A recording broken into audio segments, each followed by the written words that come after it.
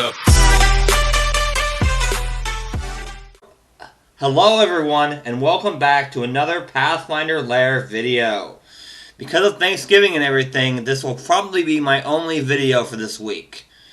Today I will be talking about the death system in Pathfinder 2nd Edition, because I know some people have trouble understanding that.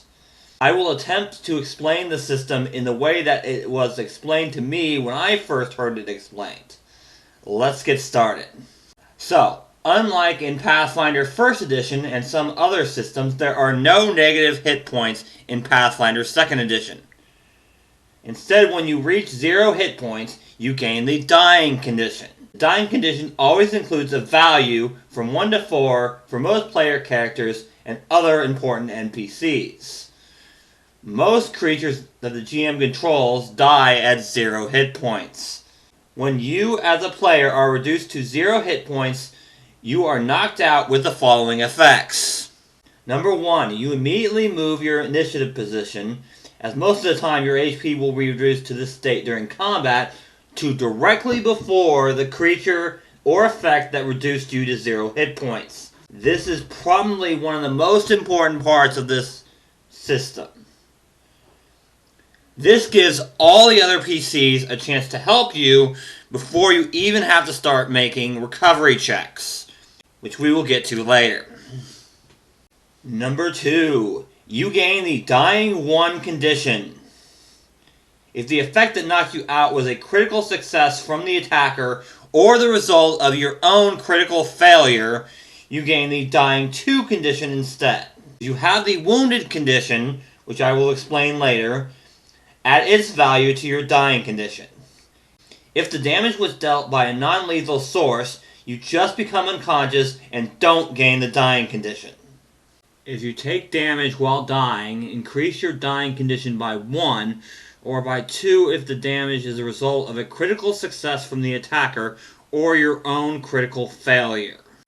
When you are dying, at the start of each of your turns, you must make a recovery check.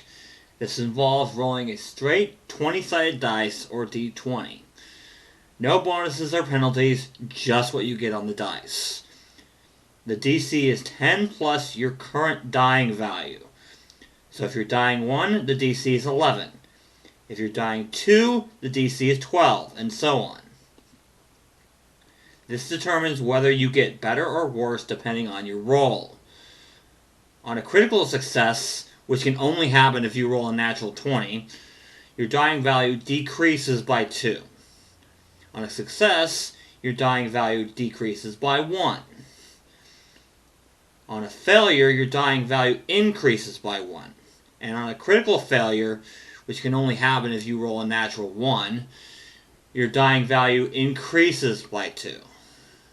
While you have the dying condition, you are unconscious. If you ever reach dying 4, your character dies, unless your character has the Die Hard general feats, in which case you die at dying 5 rather than dying 4. If you ever reach dying 0, thereby losing the dying condition, you are still at 0 hit points, and you remain unconscious, but you can wake up if enough time passes or you get healed to at least 1 hit point. Anytime you lose the dying condition, you gain the Wounded 1 condition, or increase your wounded value by 1 if you already have that condition. If you are unconscious, you can't act, and you take a -4 penalty to AC, Perception, and Reflex saves. You also have the Blinded and Flat-footed conditions. When you gain this condition, you fall prone and drop all items you're wielding or holding unless the effect states otherwise, or the GM determines that you wouldn't in that situation. If you are unconscious because you have the dying condition and are restored to at least 1 hit point, you lose both conditions and can act normally on your next turn, but you gain the Wounded 1 condition. As you probably figured out by now, anytime you have the Wounded condition, you increase your dying condition by your wounded value. This makes it very undesirable to go below 0 hit points while you have that condition. The Wounded condition ends if you are restored to full hit points, or if someone successfully restores hit points to you using the Treat Wounds activity under the Medicine skill. Some creatures and spells have the ability to inflict the doomed condition on your character. The doomed condition is very similar to the wounded condition. It always includes a value. The maximum value at which you die is reduced by the value of your doomed condition.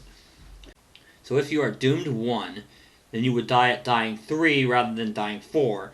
Or if you have the Die Hard feat, you would die at dying 4 rather than dying 5. If your maximum dying value ever reaches 0, you instantly die. Your doomed value decreases by 1 each time you get a full night's rest.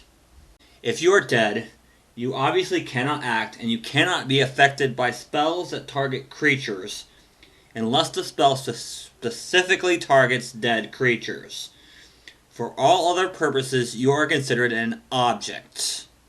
Finally, if you have at least 1 hero point, you can spend all your remaining hero points at the start of your turn or when your dying value would increase in order to perform a heroic recovery. You return to 1 hit point no matter how close to death you are. You lose the dying and unconscious conditions, and you do not gain the wounded condition, unless you already had it, in which case you do not increase it. And that's going to wrap up this video. I'm still working on my Extinction Curse stream game, so our session 0 may be next week or maybe later. My next video will probably cover the alchemist class, so be sure to look for that video next week. If you have any questions, let me know in the comments section, the Pathfinder Lair Facebook group, or the Pathfinder Lair Discord server. Links are in the description. So until next time, let's play some Pathfinder. 1, 2, 1, 2, 3.